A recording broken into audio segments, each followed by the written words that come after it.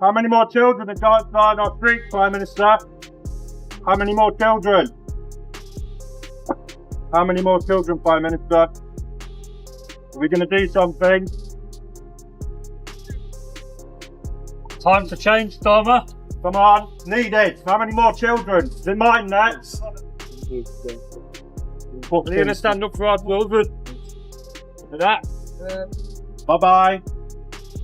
Got your phone closed, off you go. Make a real change, Prime Minister. Get someone. Make a real change! Get Our children! Go away! I just found out my friend's 9-year-old daughter was killed. You don't want this! Scumbag! The person I've held as a child and she's Who said it was? Who was it? She's meant to be the Prime Minister!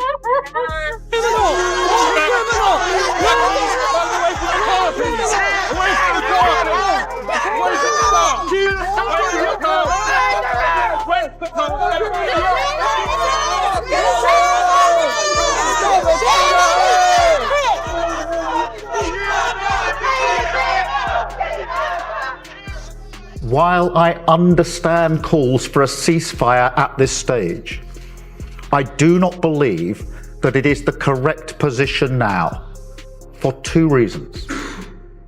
One, because a ceasefire always freezes any conflict in the state where it currently lies. And as we speak, that would leave Hamas with the infrastructure and the capability to carry out the sort of attack we saw on October the 7th. Attacks that are still ongoing.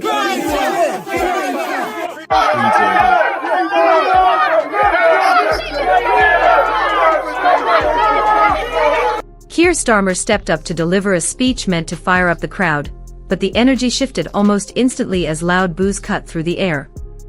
What was supposed to be a show of support quickly turned tense, with frustration replacing applause and the atmosphere growing visibly hostile. His remarks didn't land the way he expected, and the moment spiraled into an uncomfortable setback instead of a confident display of leadership. What did he say that triggered such a sharp reaction? Let's break down the statement that flipped the mood and turned support into backlash. Do you know what the average age of death with COVID is? According to official national statistics, it's 82 years and 3 months. The average age of death normally, 81 years. Do you understand that we because old people are dying? Do you see this graph? The last line we had this much death was 2008. So that's the British Medical Journal. Thank you. No, I came here to speak to this man, not your security. You have failed me. Thank you. I've been a Labour voter my entire life. You have failed to be the opposition. You have failed to ask whether lockdown was functioning. Just behind. Can we just? Do you understand? Shall we go on in? Thousands of people have died because you have failed to do your job and ask the real questions. Well, I am telling you now. Keir Starmer was once hailed as Labour's rising force, but that momentum now feels like a fading echo. Watching his recent appearance was like seeing a seasoned player struggle to find form. He arrived in Southport anticipating a friendly reception. After all, he was the Labour leader. Instead, he walked straight into a sobering wake-up call. The instant he began to speak, the mood shifted. The spark in the room dimmed, the energy dipped, and restless murmurs replaced early enthusiasm as people shifted in their seats and traded uneasy glances that quietly asked, "Is this really what we expected?" Who said their grandparents would turn in their graves, but they couldn't trust us with high office. To those who reluctantly chose the Tories because they didn't believe that our promises were credible. To the voters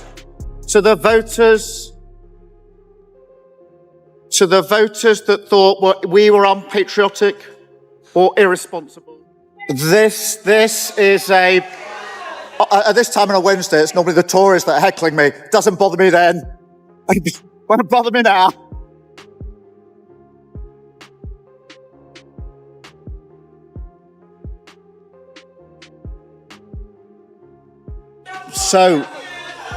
So you see,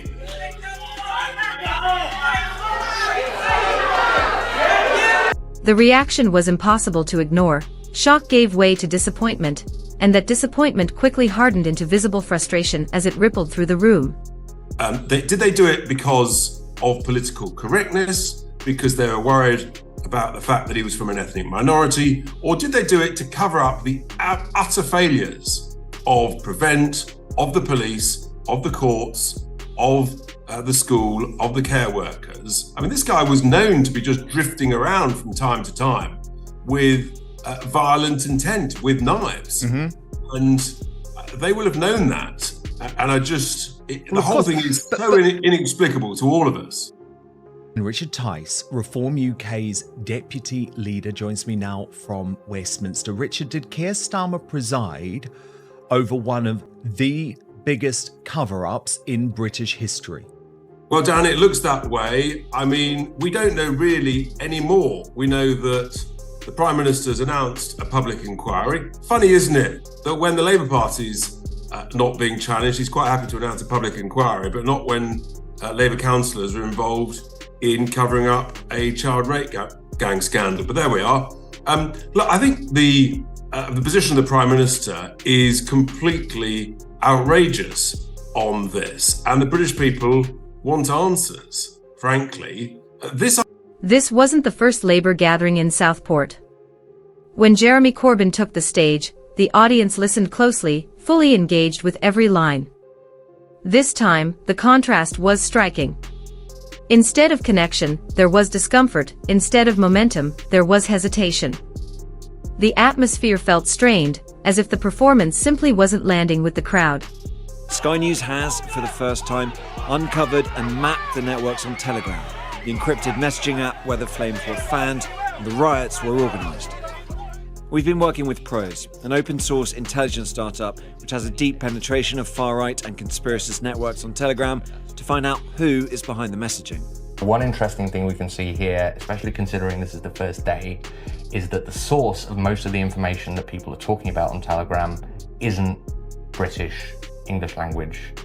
Every sentence seemed to fall flat, hanging in the air before dissolving into uneasy silence. Applause never came, just blank stares and visible disinterest spreading across the crowd. Even the Labour MPs in the room appeared deeply uncomfortable, their forced expressions and stiff posture suggesting they wished the moment would pass as quickly as possible.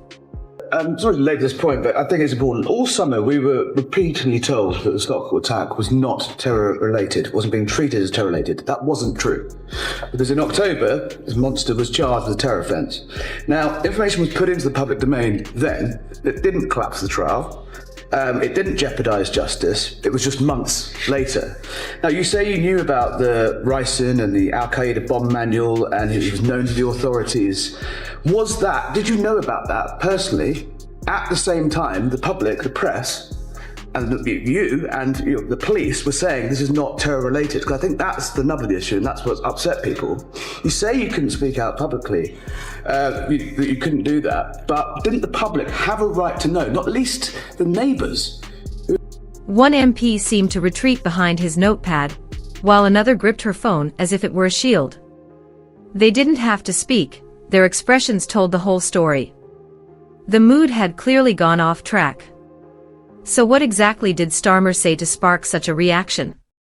He pivoted into a detailed defense of his economic agenda, delivering it with the confidence of someone certain he was offering clarity and control. But the room didn't respond the way he expected. Prime Minister, what are your thoughts, having come here today to Southport, having met the emergency services involved, about what happened yesterday? I came here to pay my respects to the victims and families who are going through raw pain and grief that most of us can't imagine. I can't imagine as a dad myself.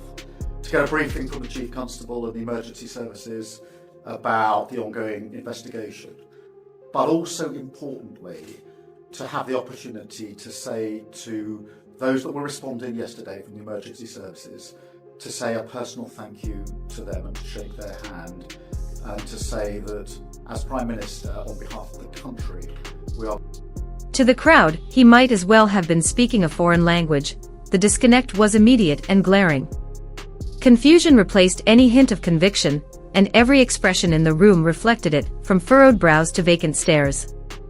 The tension was palpable, and it was clear that his message simply wasn't landing. A roundup of the developments today in the case of the Southport incident that saw 3 little girls stabbed to death at a Taylor Swift-themed dance class. The suspect in that case is 18-year-old Axel Rudakubana. Today, police announced that he was facing 2 new charges. The 2 further offences relate to evidence obtained by Merseyside police during searches of Axel Rudakubana's home address, as part of a lengthy and complex investigation which has been ongoing since the 29th of July. The additional charges are the production of a biological toxin, namely ricin, contrary to Section 1 of the Biological Weapons Act 1974, and possession of information, namely a PDF file entitled Military Studies in the Jihad Against the Tyrants, the Al-Qaeda Training Manual, likely to be useful to a person committing or preparing to commit an act of terrorism. Okay. And then it happened, the first loud boo, sharp and unmistakable. It hit like a dam breaking, sudden and unstoppable. The timing couldn't have been worse, slicing straight through Starmer's carefully delivered pitch about how his economic plan would supposedly rescue the country. I think about the families, the friends, the loved ones, those directly impacted, and of course the wider community here. But there's no pretending, I think, that anybody in the country is not untouched by what happened yesterday.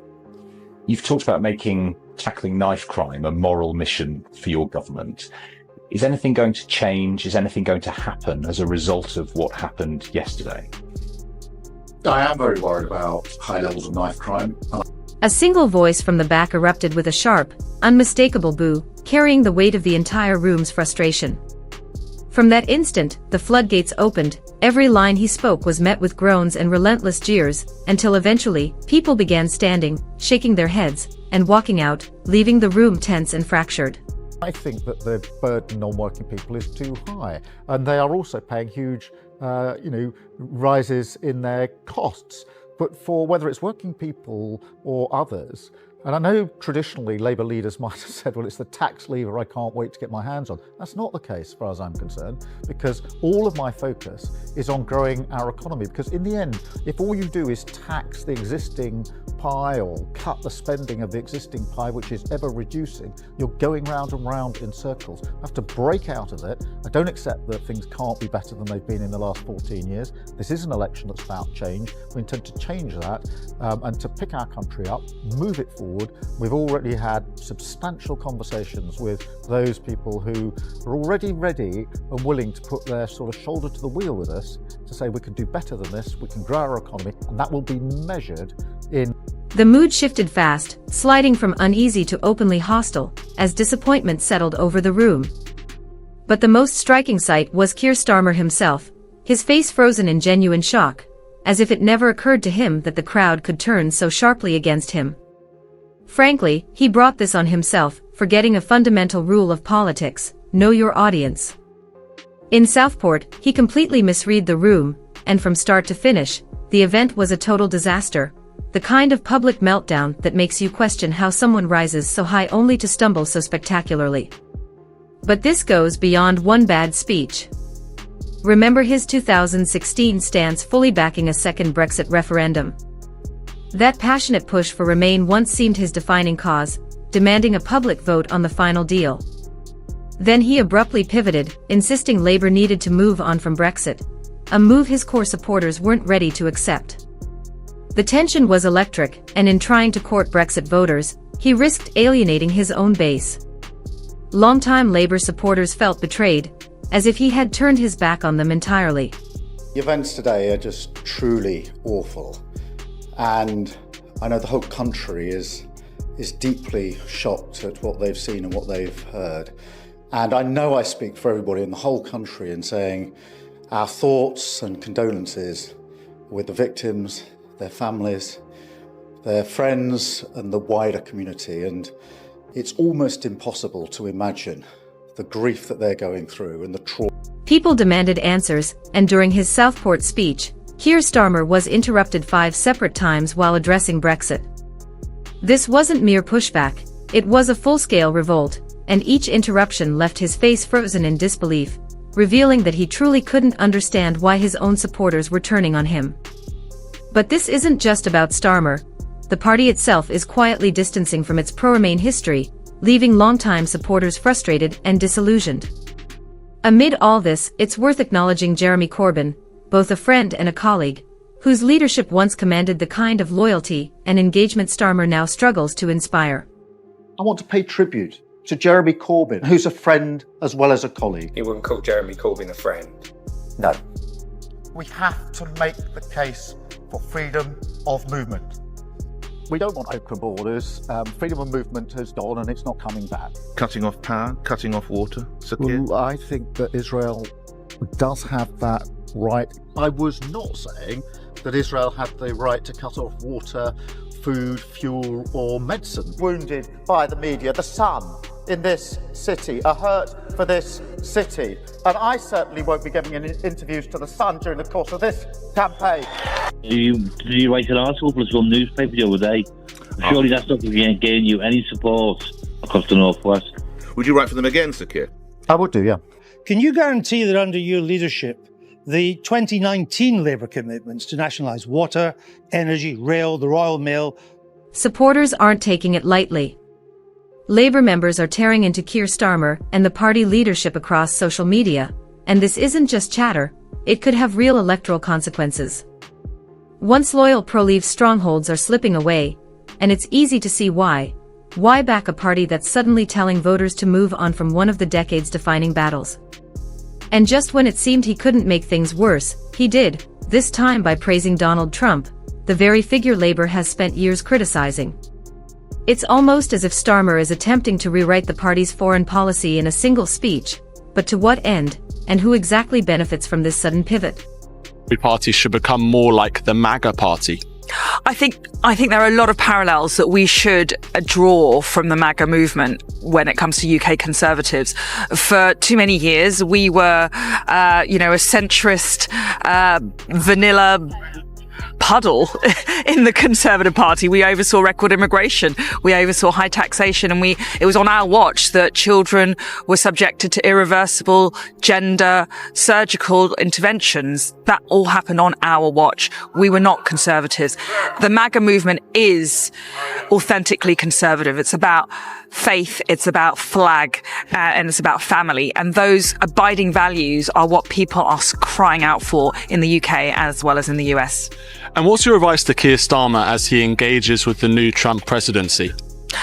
Listen, my advice to Keir Starmer is to stop being an idiot because, Keir Starmer and half of the cabinet voted against President Trump's state visit last time round. We've got so many of members, David Landry notably, having carried out vitriolic and ridiculous personal attacks on Donald Trump. They're all now desperately trying to backtrack and they're all desperately trying to suck up to President Trump. At best, they're going to be irrelevant, but at worst, they have done great harm to the UK's national interest. So they've got to grow up, stop playing petty student politics and actually stand up for the UK, get a free trade agreement, work on ensuring our military and security agreements are... Keir Starmer took a call from Donald Trump, and instead of keeping it professional or holding him accountable like previous Labour leaders, he openly praised Trump's role in Gaza. Yes, the same Trump Labour and Starmer himself once condemned as a disaster for international relations. Now, Starmer is positioning himself as a peacemaker, but did he really think it would make him look diplomatic? The reaction suggests the opposite.